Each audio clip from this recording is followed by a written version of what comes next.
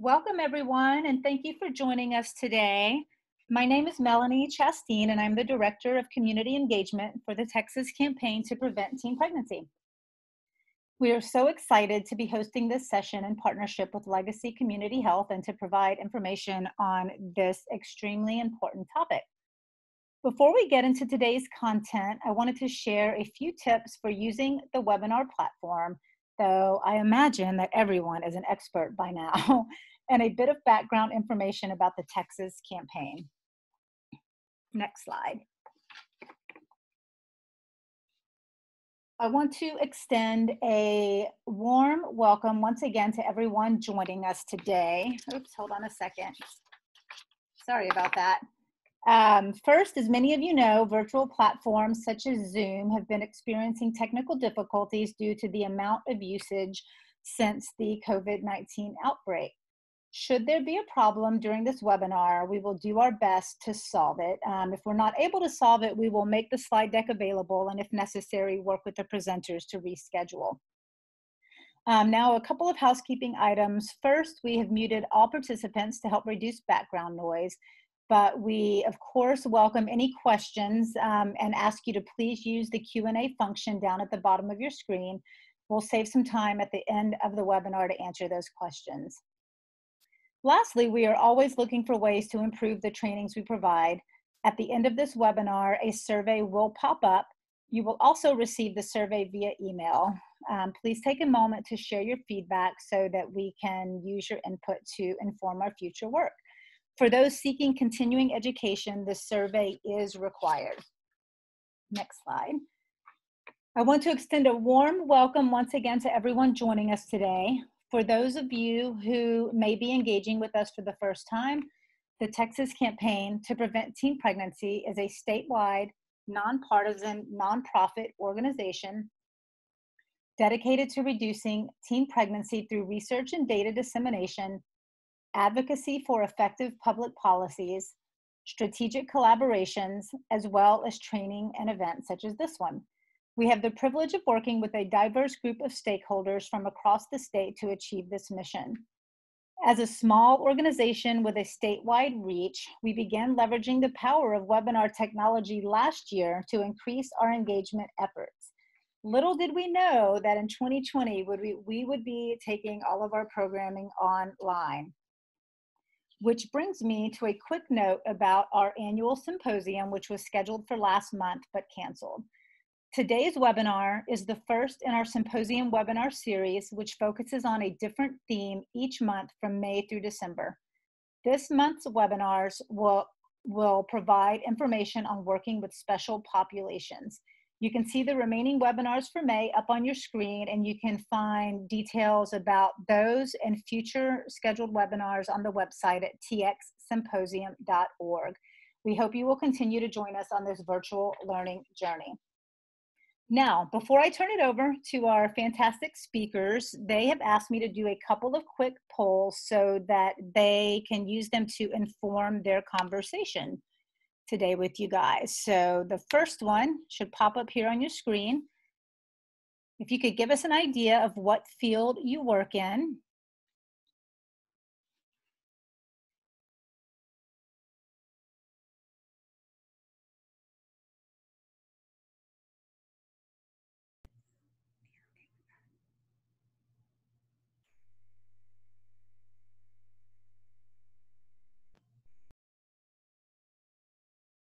All right. And here is what looks like we have a lot of others. Let me pop up the second poll.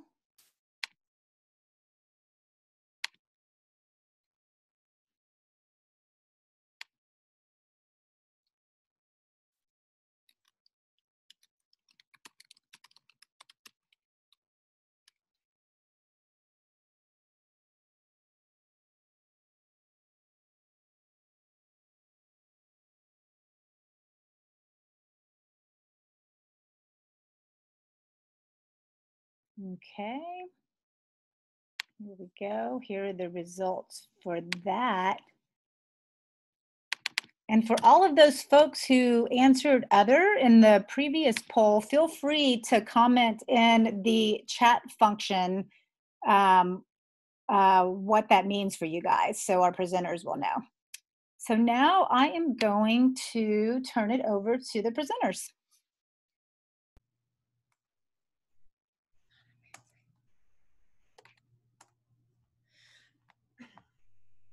Hey, this is Jennifer Feldmann, and thanks to the Campaign to Prevent Teen Pregnancy for inviting us to be here today. Michelle and I are very passionate about this topic. Looks like we have an unknowingly diverse group of attendees, and I want to thank you for spending your time with us because we love talking about this diverse and rewarding population. My name is Jennifer Feldmann. I'm presenting with my colleague, Michelle DeSalvo. We're adolescent medicine and gender health and wellness providers at Legacy Community Health, which is a federally qualified health center in Houston, Texas, where we provide primary care for gender diverse adolescents and young adults. The program we have at our FQHC is the Gender Health and Wellness Program, and it's a multidisciplinary program that cares for gender diverse people of all ages and offering a wide variety of services, not just medical care.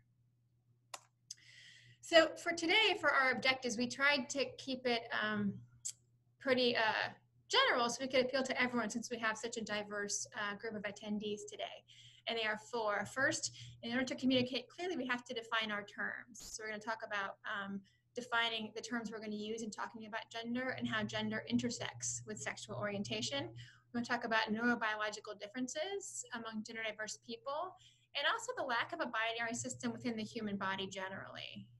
Further, we'll consider human variations as instead of abnormal or normal as common or uncommon. And also, importantly, understand that support and acceptance are the keys to success for caring for this gender diverse population. So you'll find as we go through our topics, if you're transitioning from topic to topic, you'll find a slide of a famous trans person. This is Gina Rosero. She's a supermodel. And if you want to watch a great TED Talk, she came out as trans in a TED Talk during her modeling career. So first, I like to call this part the anatomy of gender. And if sort of the way I think about gender, it has sort of 3.5 parts. The first part we can call biologic sex. It's when someone is born and they say, it's a boy or it's a girl, that's sort of the biologic sex. It references hormones, the external body parts, the genitalia, basically. A simple way to think about it is what's in your pants. The next part is your gender identity, and this is one's individual sense of self, being male, female, or any other version of gender. It's who you are in your head and how it's experienced within yourself. So when you feel about yourself and you look at yourself, who do you feel like on the inside? Or simply who you go to bed as, who you are in your head. The third part of gender, I would argue, is gender expression. And it's a way a person acts or presents themselves, how they communicate their gender to the outside world. For example, I present myself as female, and I might do that by wearing earrings or wearing a dress. That's how I present myself or express my gender to the outside world. It's how you want people to see you.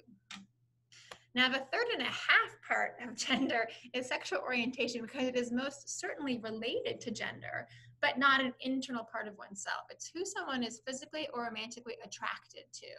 It's not a part of who I am on the inside. It's who I'm interested in connecting with on the outside. So again, to be clear, gender is an internal sense of self, whereas sexual orientation references an outward relationship. So to put it simply, your gender identity is who you go to bed as, and your orientation is who you'd like to go to bed with, if you want to make it simple. So they're related, but definitely different. So we all have both. We all have both gender and an orientation. And let's define gender a little further. So you may have taken organic chemistry in your youth and hoped to forget that trauma, but in fact you can't, because cis and trans come from organic chemistry, cis being same, trans being opposite. So when you talk about cisgendered, it means someone whose gender identity and gender expression are the same as their biologic sex. So for example, I was identified female at birth. My gender identity is female, therefore I'm cisgendered. If you will, my brain and my body match. That makes one cis. Anything that's not cis is considered, or anyone, is gender nonconforming. There's lots of terms: gender expansive, gender diverse. That's basically being non-cis. And it means that the gender expression differs from how they're expected to act or present themselves. If someone is trans, it means their gender identity does not match their biological sex at birth. That is, they have, for example, a masculine brain, but were identified female at birth. So there is, one might say, a mismatch between the two. But really what we use to define gender is the brain.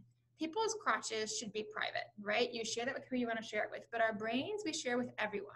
I'm sharing my brain right now. So we should really define gender by the brain. So if someone has a masculine brain, then they're a man. If someone has a masculine brain, was identified female at birth, we would call them transmasculine or a trans man.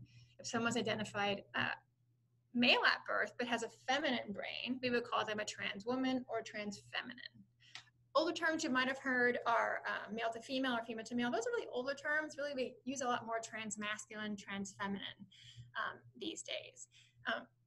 It's hard, I can't see, and I view to see if that makes sense. So I'm hoping that as we move forward, that is a clear concept, because it's going to be a really important one. Now that assumes someone is either masculine or feminine, but really, if you sort of have two boxes on a form, a masculine box and a feminine box, there's actually a lot of room in between those boxes. That's a binary, and people can feel like they land in between. Those are people who identify maybe as non-binary or genderqueer, are terms you might hear. So they don't feel like they're masculine or feminine. They're some combination, neither, both. And so that trans doesn't necessarily mean everyone. If I use the term trans, I'd like to reference that I'm being inclusive of everybody, but in fact, trans is a unique subset under gender nonconforming. So to be clear, gender is the brain, and sexual orientation is not defined by your gender. So I am a cis female. That is, my brain and body feel both feminine to me. And if I am into women, I would be a cisgendered lesbian. If I were identified male at birth but had a feminine brain, I'm a trans woman. And if I'm into men, I'm a straight trans woman. Does that make sense? I hope that makes sense. I can't see your faces to make sure this makes sense, but I hope it does. So again, we all have gender. So cis, trans, something else, fluid, binary, non-binary, and then we all have an orientation. All right. Oops, sorry. So what we're trying to do is build safe spaces. In this talk, our goal really is to help us all help take care of people in the community. And so first we have to understand gender and attraction and have a common language. And I'm hoping we've achieved that so far. So that's the floor of the house we want to build, this safe space. So we're going to move on. This is Aydian Dowling. He's a famous trans man and model, appeared on the cover of Men's Health. He's an advocate. And so we're going to talk about gender development. I love this slide. It's Derek's first self-portrait ever at age 4. It comes from the Gender Spectrum group, which is an amazing group. If you want to check one resource online, they're the one I would go to. But people often say, how can they possibly know? They're too young to know. And at age 4, certainly Derek knew who Derek was. So let's talk about identity development. So basically at 1 to 2, kids are conscious of physical differences between sex. They can sort of be mystified by someone else's pants or what's in their pants and be aware there's a difference. And they can label themselves, I'm a girl, I'm a boy. And they can do that as in any number of ways. At 3 to 4, we feel like there's a strong gender identity, and they can categorize people by gender. So that's a boy, that's a girl. And they tend to align themselves with people that match their own perceived gender or gender identity. At 4 to 6, they really have largely established a gender identity, and they can say they know then social norms. That's a girl activity, that's a boy activity. But they also might try it out, like people will play dress up or act in a way that doesn't appear not gender conforming. And that's, again, we all try new things and see how they feel. So they're gonna figure out what expression feels good for them. But by age 6 or 7, they really believe sort of someone's gender's cooked. I mean, sure, there's variety, but in general, people know who they are. So that's by, 1st, 2nd grade. And if you think about it, in 1st and 2nd grade, when you were there, or if I was there, and someone had said, Jennifer, you're not Jennifer, your name is Mark, and we're gonna call you he, him, and you need to use the boys' bathroom. there's no way. You can tell me all day long that I'm Mark, but I know I'm not. I know I'm Jennifer. So question becomes, why is it it's perfectly okay for a cis kid to assist that they're cis, but somehow it's not acceptable or believable that a trans kid would know that they're trans? When we think about it that way, it makes a lot of sense that maybe these kids really know, and they know themselves better than we do. So this is, again, a gender spectrum slide, and it's a study that talks about when people first knew that they were not cisgendered. And the peak, obviously, is around 5. So kids will say these things to you, and it's important to listen because they know themselves. And another thing is punishment or reward for gender behavior doesn't change one's internal identity. That is, if someone attests that they're one gender and people keep saying, no, you need to wear a dress, you're a girl. You can tell them all day long, and again, it won't change who they are in their brain. It will influence how they express themselves. It will influence their sense of shame or depression, but it will not change their internal sense of self. Again, just a plug for that book in the corner. It's a fantastic reference. So we're going to move on to neurodevelopment and gender.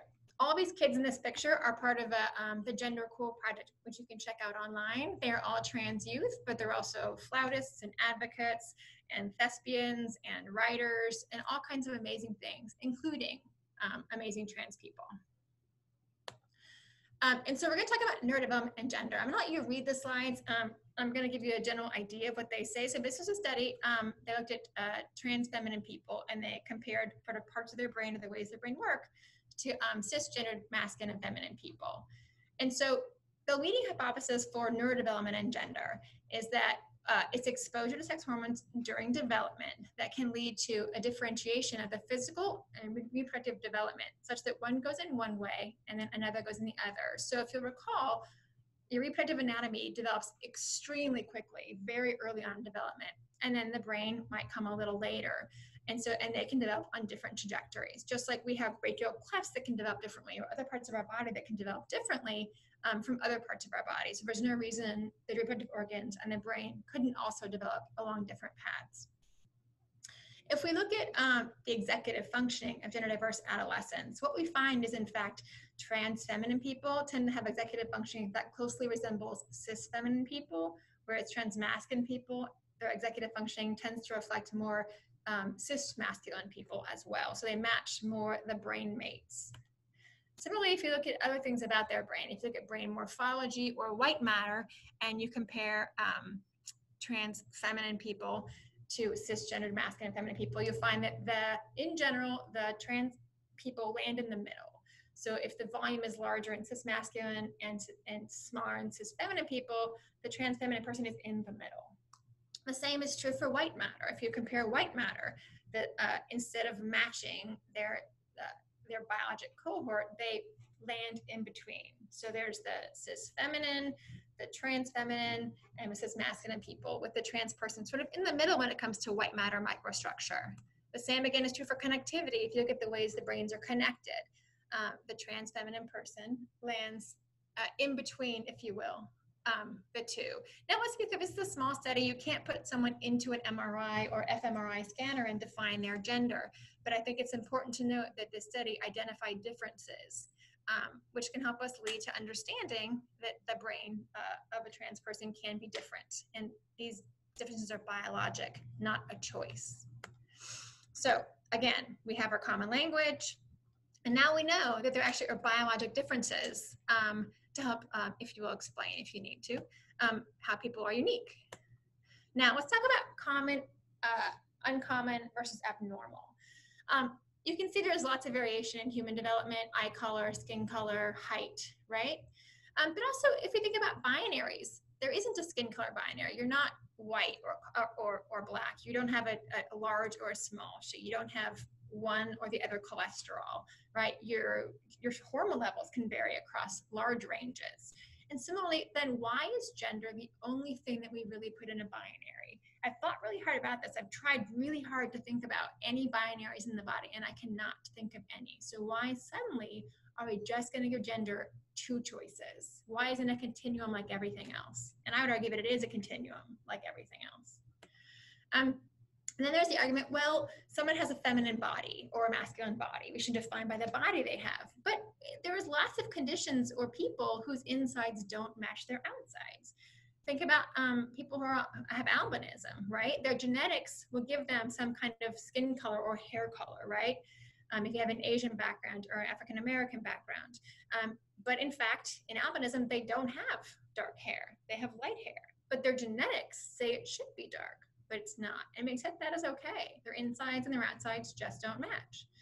Another condition you would think about is situs inversus, where you look at someone, you'd never know their heart's on the right or their liver's on the left, right? But it is. In fact, their insides and their outsides don't match. So why should that be the true for gender or for reproductive organs? And then if you think about intersex conditions, the medical term for intersex is disorders of sexual development. Now that is not a very popular term in the community because it implies you're disordered instead of just different. But intersex conditions can happen at multiple levels in the developmental cascade. It can be a chromosomal difference where someone, for example, is XXY, XO, XYY, where they have a whole bonus or deleted chromosome. Or it can be just a piece of the gene that scoots over. For example, on the Y chromosome, the SRY can scoot over to the X. Or it can be an enzymatic difference, like in congenital adrenal hyperplasia, or a common form 17 beta hydroxylase deficiency. Or it can be a receptor issue, which we'll talk about in a second, androgen insensitivity, where someone is XY and they produce testosterone, but the receptors just can't perceive it. So it's as if there is none. And depending on how you define intersex, the prevalence can be 0.2 to 2%. And in fact, I don't know if this to be true or not. People say it's true. Who knows? So I don't want to say that Julia Child had androgen insensitivity, but people have mentioned it as a possibility because she was so tall. And we all know her, so I use her as an example. So someone with androgen insensitivity is XY, and they produce sort of typical, if you will, masculine levels of testosterone, but it doesn't work. The receptor to testosterone doesn't work, and so they don't perceive any. Consequently, they develop a very feminine body, tall, slender, with some curves in chest. And so they appear female in every way. And people wouldn't ever know that they were XY until sometime around 16 when they don't get a period, and then an investigation usually really reveals this. But again, they're perceived and seen and presented as female oftentimes, but yet they're XY. The insides and the outsides don't match, yet it's fine that they're feminine. So I want to make clear that there are lots of situations in which we say insides and outsides aren't the same, and we're fine with it. So I would argue that gender should be no different. So is Shaquille abnormal? I actually quite like this slide. So if you think about, again, we're going to talk about common, uncommon versus normal, abnormal. So if you look around the world, how many people are 7 feet tall? What's a 0.00038% of people are 7 feet tall or taller, which is really uncommon. But if you look at the prevalence of, say, someone being a fiery redhead, it's 1 to 2%. IQ of 150, which I'm sure we have a lot in this webinar audience, it's 1 to 2%. Or as we mentioned, intersex conditions, 0.2 to 2%.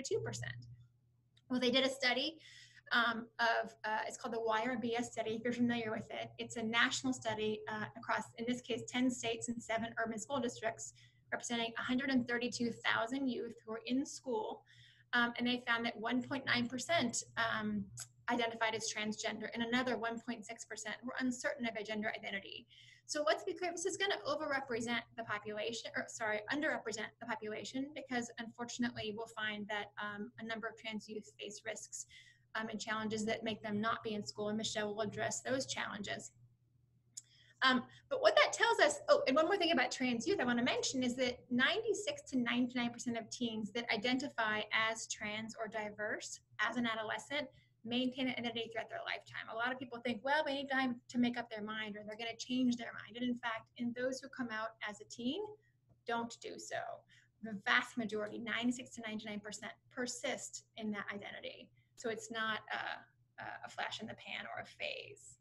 And then if we compare then, so that means if you look at, if 1.9% of youth are transgendered, that means that it's 50,000 times more common to be trans or to be a redhead than it is to be 7 feet tall.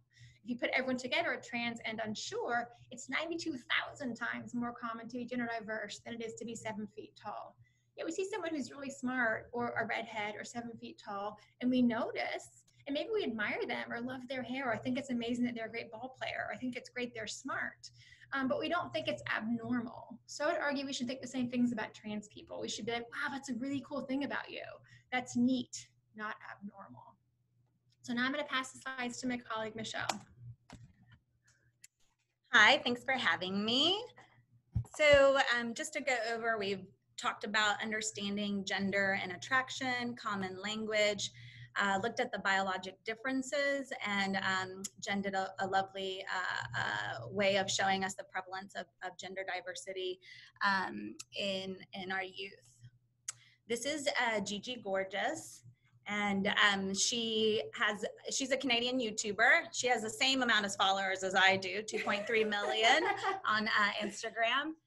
Mine's more like 2, really. But so she did a documentary called "This Is Everything," Gigi Gorgeous, and it's a wonderful documentary about her transition. All right, so what are some of the challenges that our gender diverse youth face? So this is through the Human Rights Campaign, and this one's from 2012, but usually there's about 10,000 plus students that get surveyed. And among these, they ask them, what's the most important problem facing your life right now? And you can see the differences between LGBT youth identified youth versus non-LGBT identified youth. To the right, we see common things, looking at like classes, college career, financial. And I think when I'm looking at this is things that are setting you up for a future, right? And setting you up for success. Where our LGBT youth on a daily basis are thinking of my family doesn't accept me, or fears of extended family members not feeling accepted, bullying at school, and fear of being just out in the open. So just rejection, victimization, discrimination for our LGBT youth versus our non-LGBT youth who are looking towards the future. I thought this was an interesting question as well in that same survey. And this is gender expansive youth reporting ambition as very likely to happen. So this is the darker color is the future ambition likely to happen versus future ambition if they stay in the same city. So if they moved to another place, how likely were they able to realize these things? So either going to college, having a good job, establishing a partnership, being happy, getting married, and being an active part of the community and raising children. And you can see across the board that living in their own same environment and within the same city, these were not as highly realized.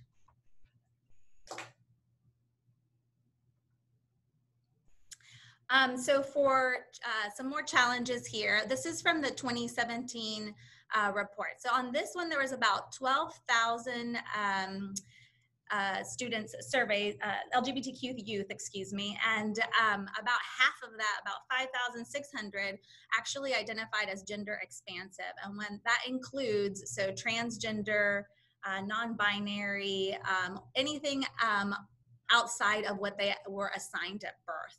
So this is what the survey basically answered. So less than 25% could actually feel like they were themselves at home. So that's 75% of this cohort that are actually not, this is every day you're going to home and school, or now we're predominantly at home in this situation, but just not being able to even feel yourself in your own home. That's quite a large amount of kiddos that are struggling through this.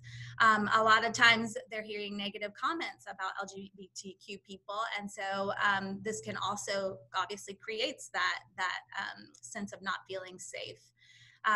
Decreased safetiness or feeling safe at school, and then certainly discrimination over bathroom and restroom use is one that we commonly hear and see. And we have plenty of patients certainly where this is just a true reality of not being able to go to the bathroom all day while they're at school and having to wait till they get home just because of different situations in a variety of school systems. And then certainly more physical and sexual risks, whether they be physical threats, bullying, sexual comments, and even twice as likely to be sexually assaulted or raped. This was another study in 2019. So just to kind of go over that. So if you're constantly being victimized, bullied, discriminated, this is just constant stressor on the brain and on the body. And so you can imagine that this leads to more angst, depression, and sadly, suicide, right? Or suicidal ideation, constant suicidal ideation, self-harm, and suicidal attempt. So this was a study just recently in 2019 that was looking at a comparison between cisgender adolescents versus transgender youth. And it was about 2020, both cisgender and transgender youth. And what they did was just compare between the two. The interesting part of it, and I think that these numbers might not even be, there might be a bigger gap or a bigger disparity between the two groups, is that how they did this study is they got people from social media in LGBTQ plus type advertisements. So a lot of the cisgender adolescents actually sexual orientation was LGB. So you could even draw that there might be even a higher disparity because the cisgender group was had sexual minority as a category. But 2 times more likely to have suicidal ideation, 1.5 more times to have suicidal attempt, and 2 times more likely to have a suicide attempt requiring medical care.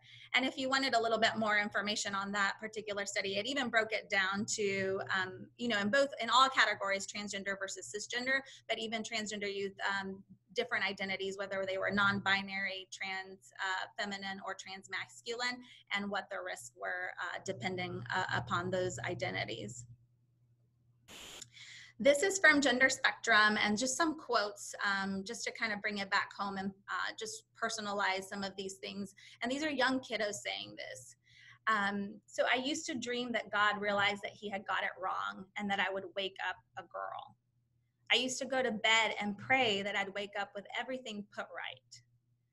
I used to cry myself to sleep wishing I'd wake up as a girl from about 7 years old. It's heartbreaking. It was my first day of primary school, and they told the boys to queue on the right and the girls to queue on the left. I went to the left but got moved to the right and remember sobbing all day because they had got it wrong.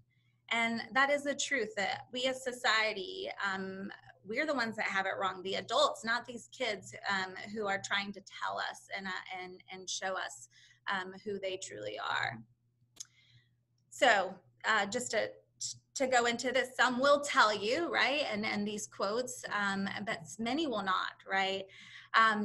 Joe Olson did a study in 2015 just identifying how long it took between the internal realization of someone knowing that they were gender variant or gender different versus disclosing to family, and that was about 9 years.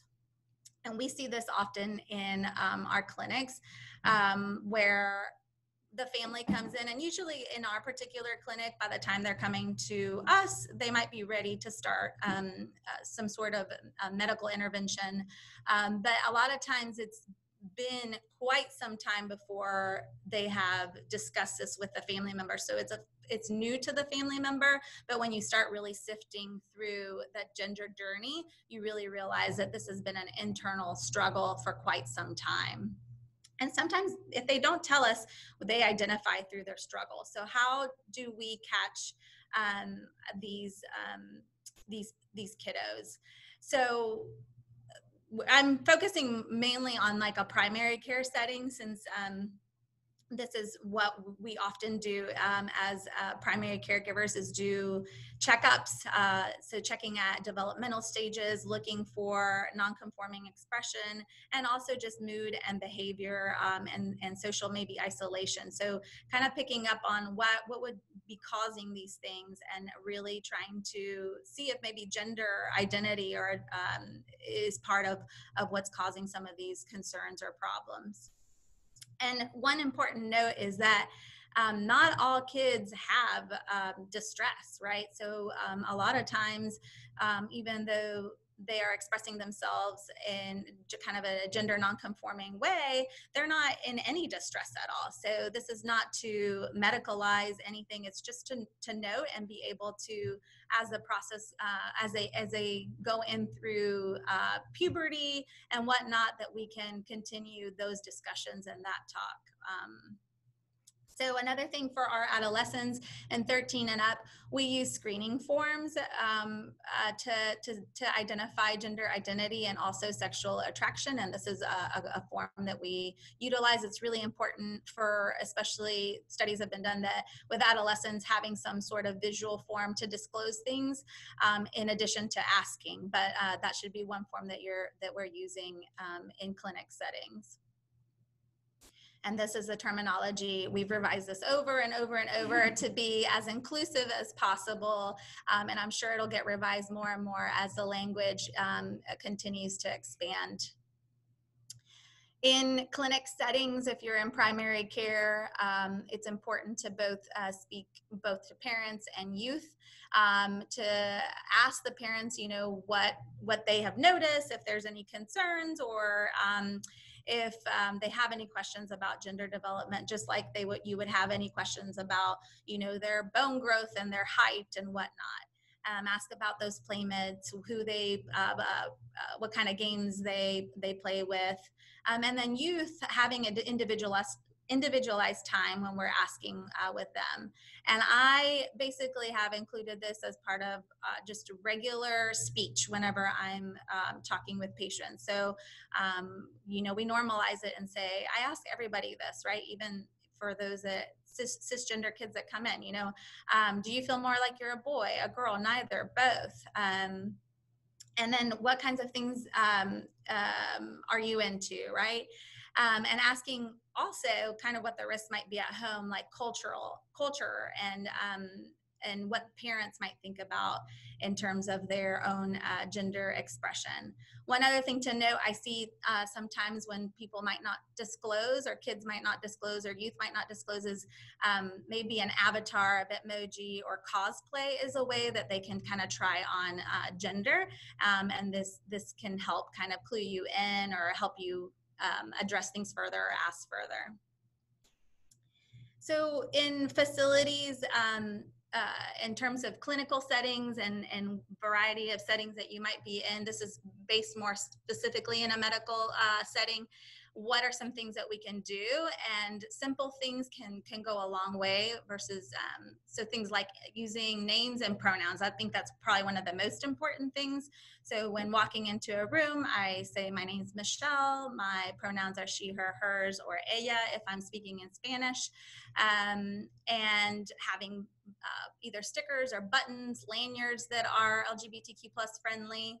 Another thing that we do is on medical records, if the name hasn't been changed, legally changed, whenever we print out their handout, we'll cross out, just because we can't do it on our medical records. We work in the confines of the system and, really black out whatever that birth name might be and put the chosen name of the patient. Having affirming spaces in your building, so all gender bathrooms, posters that are LGBTQ+ friendly, assisting these trainings, doing the screening forms like we talked about, and really building advocacy within your own workplace and community. Handouts on websites. So if you, I know some people said never or sometimes work with transgender or gender expansive youth, just having material and handouts that that you can refer families or people or youth themselves so that they can be well connected and have good information.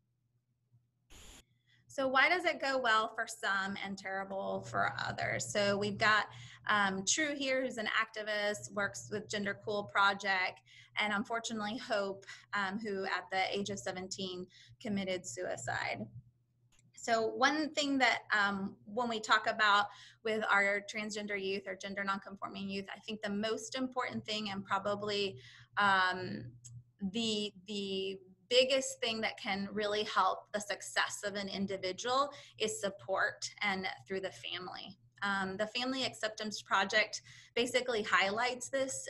It was a study, one of the first of its kind, asking LGBT adults what during their childhood or during adolescence, when they disclosed or came out to their family members, and what kind of level of either acceptance or rejection that they received, right? And based on the type of rejection, and they categorized it by low, moderate versus high, versus acceptance, right? What did this, how did these adults, young adults, teens grow up to be as young adults, right?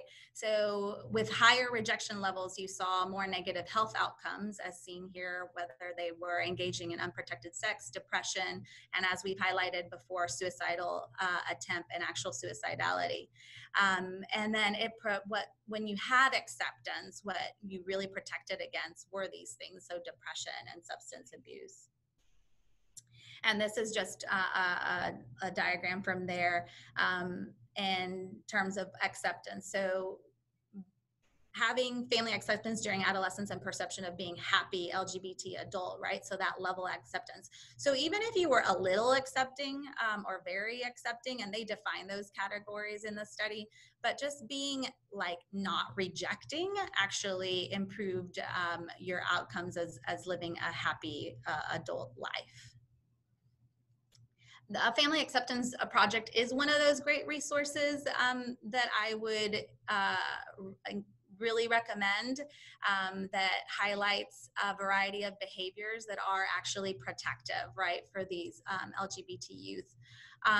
With families, I think the common ground is really talking about how much, you know, we love and advocate for your child, and that even if you don't understand what being trans means, or what being gender expansive means, or feeling that this is a phase, kind of meeting at a middle ground and saying, these are some small ways that you can show love even if you don't understand. So I think it's really important to have posters or have some information or be able to provide these things to family members. And like we said, a lot of people get, when we're doing these talks, want to know a lot about, you know, medical transition, but I would say that the medical hormone part of it is actually quite simple in a way. It's really more having support and that sort of infrastructure in the home. I'll kind of speed up here so we have some Q&A time. Using chosen names, this is a study done that this reduced about 21% of depression and suicidality in transgender youth by using the chosen name. Every time that a name was used, whether it be in a home setting, with friends, at school, and in a clinic setting, this increased the likelihood to protect against depression, I should say, or reduce the odds of having depression and suicide. So to sum up, these are the different things that we wanted to cover. The last two being just support, the importance of support and acceptance. And just to mention, so we won't get into medical interventions, but I really want to just make a point for what are some affirming interventions that are reversible, right? So, and that are important to identify, especially in our young kiddos. So whether it be, you know, cutting hair short for a trans guy or trans boy, using a name that they identify more with, clothes, and then when you get into once menstruation begins, that would be one small step that can be done.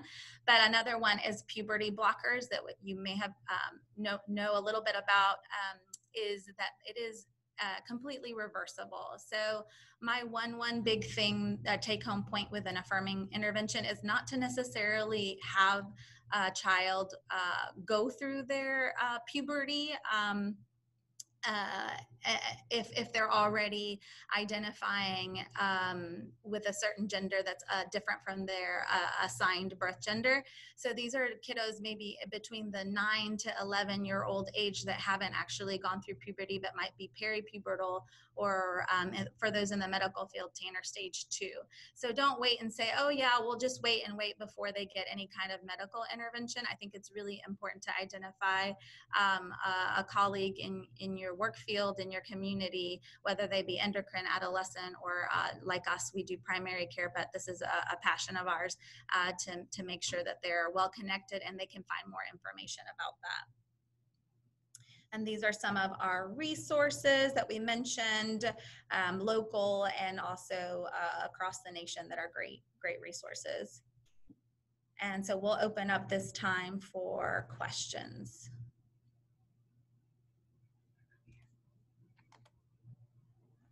So Michelle and Dr. Feldmann, can you see the Q&A box? Someone did ask a question. Okay. It says, I am a cis female college student. At my last physical, the nurse practitioner didn't ask for my sexual orientation.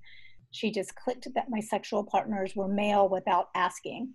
While she was right for me at that point, I worry about that being the practice at my PCP's office in general. Is there anything I can do as a patient to ask them to change that culture, even though I wasn't personally harmed? That's a great question. And unfortunately, LGBTQ sensitivity is something that we're working on, not just gender sensitivity, but also LGBTQ sensitivity. And I think that's a difficult question. I mean, you're in a situation where there's a power differential, unfortunately, and where you're receiving care. I guess you could always say, you know, I prefer men, but I can't say in the future it'll always be that way. So just sort of a sidelong comment where you might want to say, or my best friend doesn't, but I do like. So if you want to make it a social comment, just to make them aware without being sort of abrasive. But again, you could always just say, hey, I really loved it if you'd asked me if I preferred masculine people, feminine people, or just people. That's how we ask the question. And I would even say that it really is our patients that have driven a lot of those form changes. We definitely have had outdated terminology at some points, and we just really work hard. The way that we identify, express ourselves is constantly changing. Now that we're having more and more language to be able to express those things. I mean, those things have always existed, but now we have more language for it. And I think it's really important that as a patient and also as a provider, right, that we're advocating for those changes and asking patients how we can better be inclusive of those needs. Oh, comment boxes too. Sorry. If you have a chance to fill out a survey at the end, or if there's a comment box, you could make a recommendation that providers be increasingly sensitive.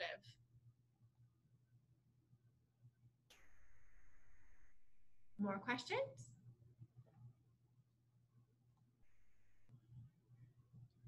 We try to leave time because usually we have a ton.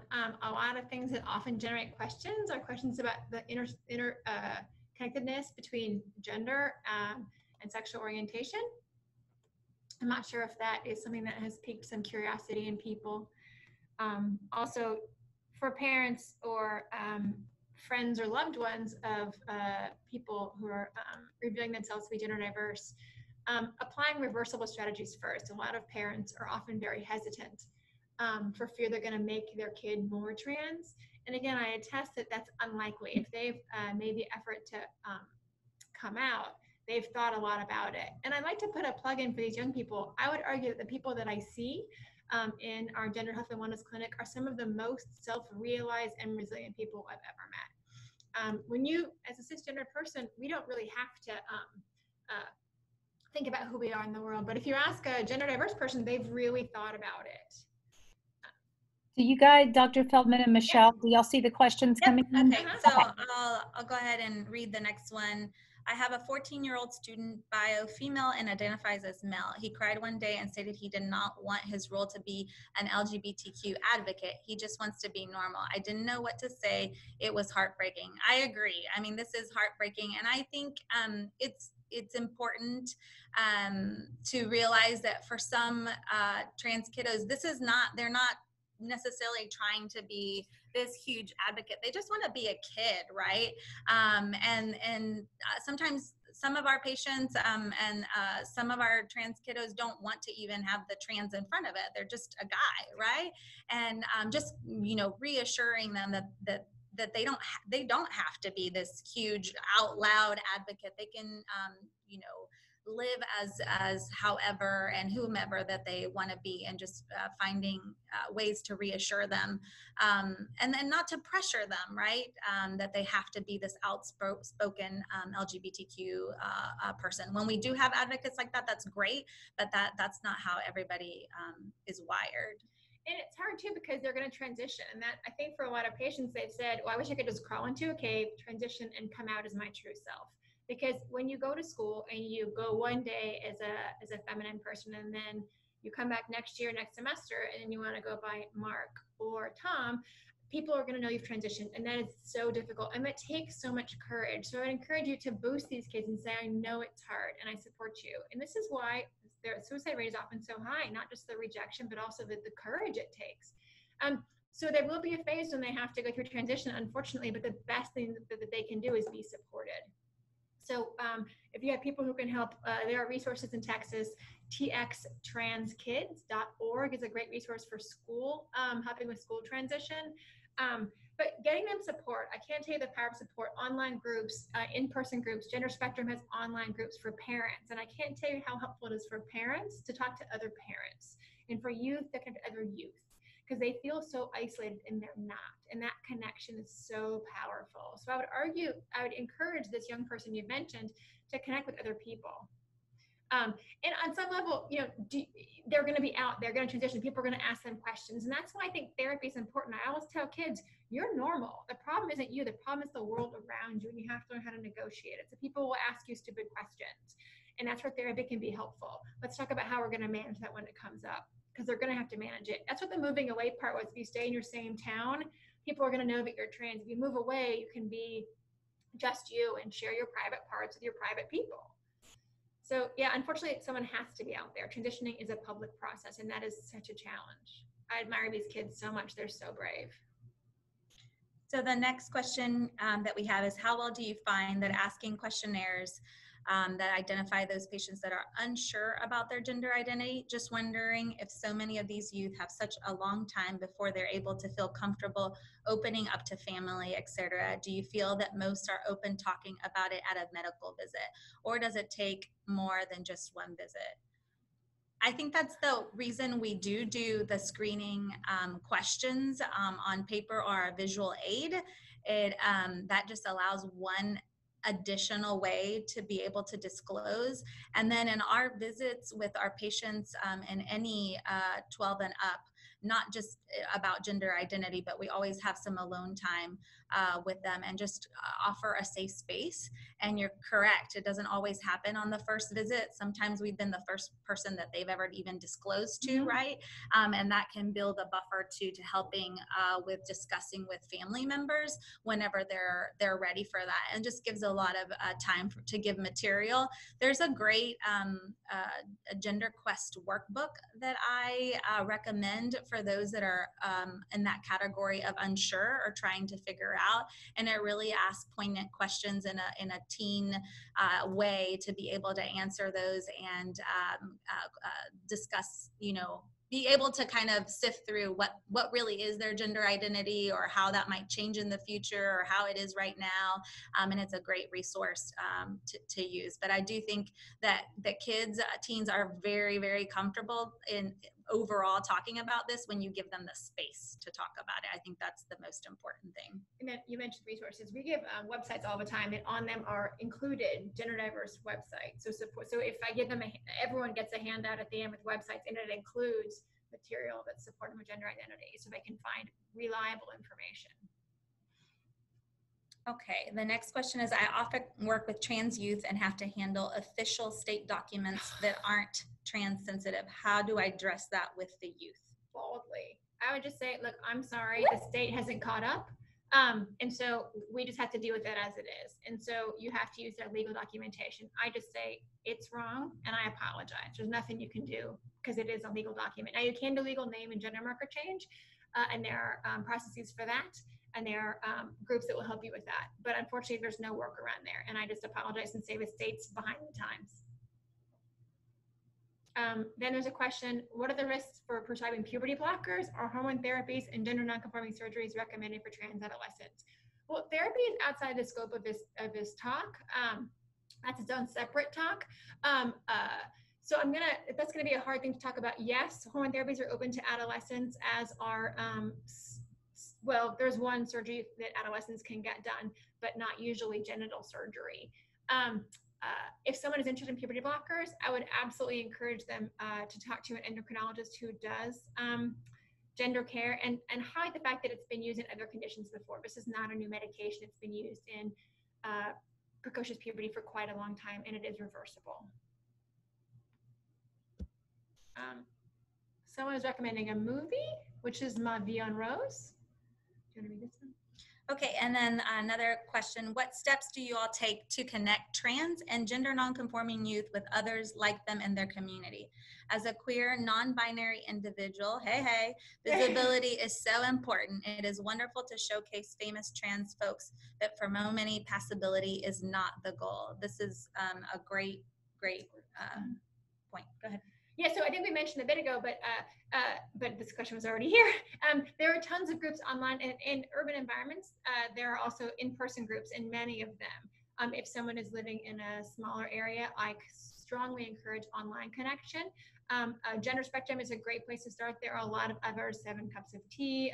There are a few others I can't think. HRC has a list of them if you search there as well.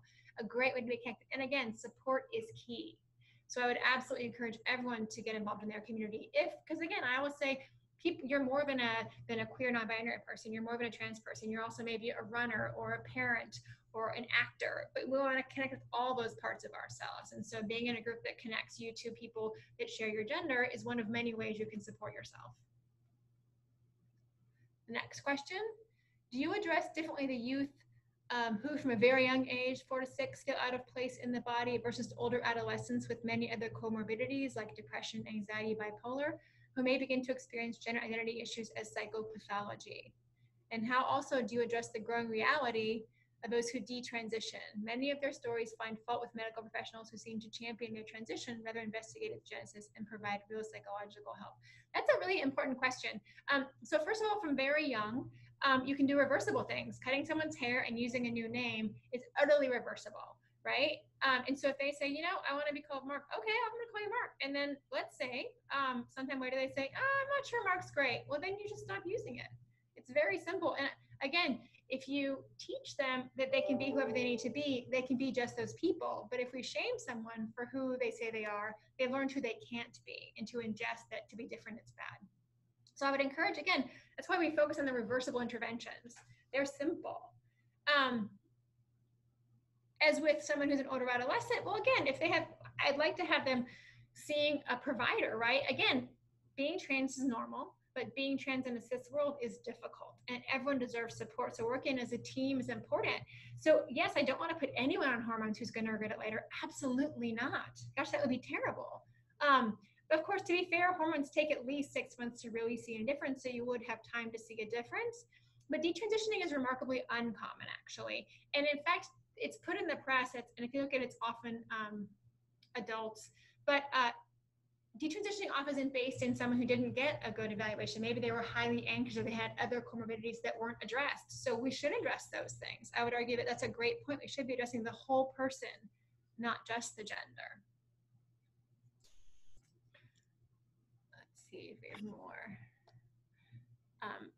Melanie, there's a question about recording the webinar. Yes, so just as a reminder, we have recorded this webinar and we'll be sending it out via email with the survey. The survey will also pop up once we end. And we are out of time, so I just want to thank everyone again who joined us today, and a special thanks to Jennifer and Michelle for sharing their information with us. If you could pop to the next slide, Michelle. Sorry about that. And that's okay. Just one final reminder that this was the first in our webinar series from that we'll be doing every Wednesday. So you can go to txsymposium.org to learn more about the upcoming weekly webinars. And that's it. That's a wrap. We hope you have a great rest of your week.